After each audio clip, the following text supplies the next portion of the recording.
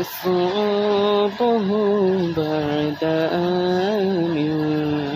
طامعته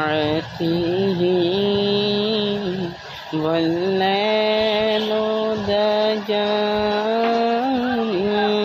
وفرته الله